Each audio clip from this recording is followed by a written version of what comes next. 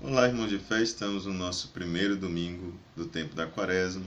O evangelho desse domingo é o evangelho de São Marcos, capítulo 1, versículo de 12 a 15, que nos diz o seguinte: Naquele tempo, o Espírito conduziu Jesus para o deserto, e ele esteve 40 dias no deserto, sendo tentado por Satanás. Vivia entre as feras e os anjos o serviam. Depois que João foi preso, Jesus se dirigiu para Galiléia, pregando o Evangelho de Deus. Ele dizia: O tempo se cumpriu e o reino de Deus está perto. Arrependam-se e acreditem no Evangelho. Aqui está a mensagem principal da liturgia desse domingo, desse primeiro domingo do tempo quaresmal, esse tempo propriamente dedicado à penitência, à oração, às obras de caridade.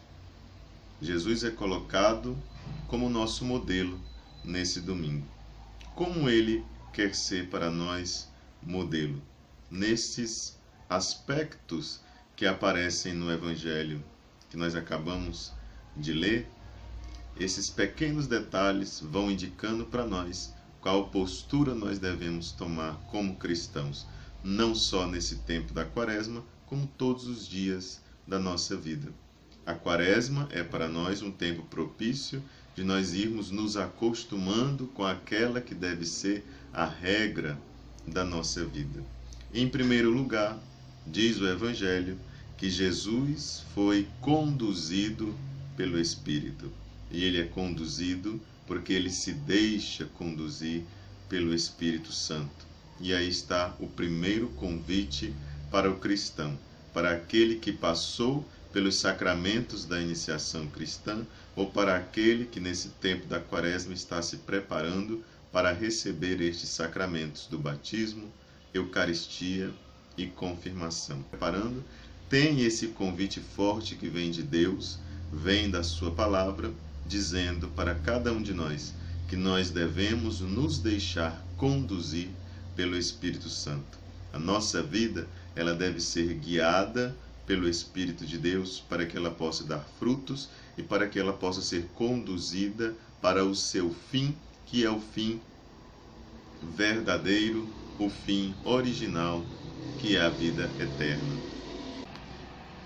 E é por isso que São Paulo, no capítulo 8, versículo 14 de Romanos, ele nos diz que todos os que se deixam levar, ou seja, todos aqueles que se deixam conduzir pelo Espírito de Deus, são filhos de Deus.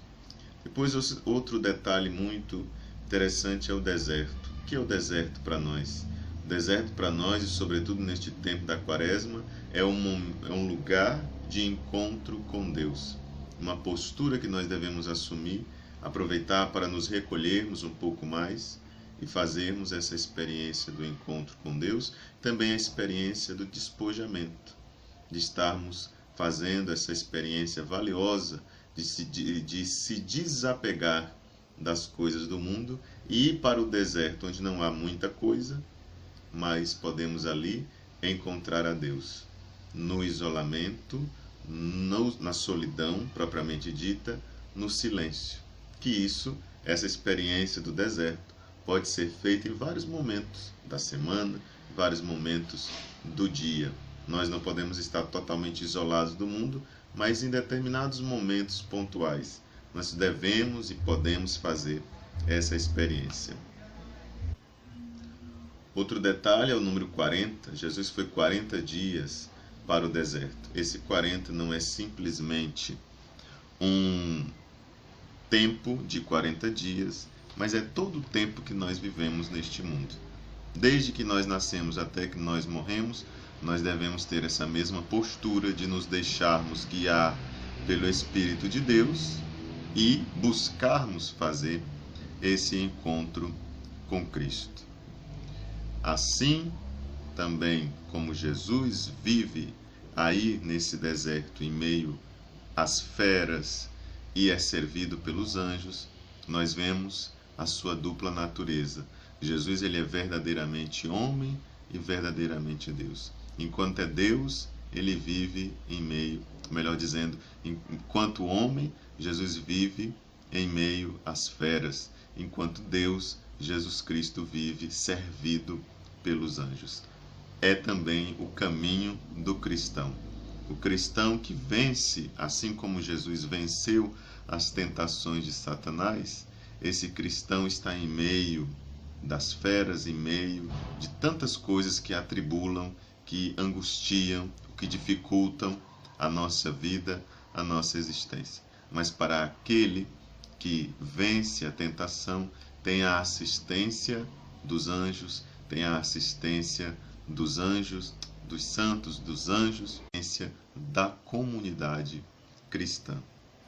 Depois nós vemos a mensagem principal desse evangelho de hoje, digamos assim, o cume da mensagem, o ponto mais alto dessa mensagem deste primeiro domingo da Quaresma, que o tempo se cumpriu e o reino de Deus está perto.